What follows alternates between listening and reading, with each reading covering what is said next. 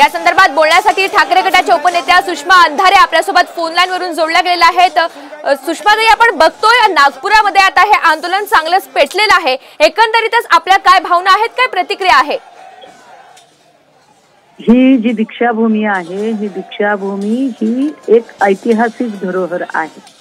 ही फक्त एकट्या महाराष्ट्रासाठी किंवा फक्त भारत देशासाठी नाही, जगभरातले जे बाबासाहेबांवर आणि बुद्धिझमवर प्रेम करणारे, फॉलो करणारे जे अनुयायी आहेत त्यांच्यासाठीचा अत्यंत संवेदनशील आणि अत्यंत पवित्र स्थळ म्हणून त्याकडे बघितलं जातं।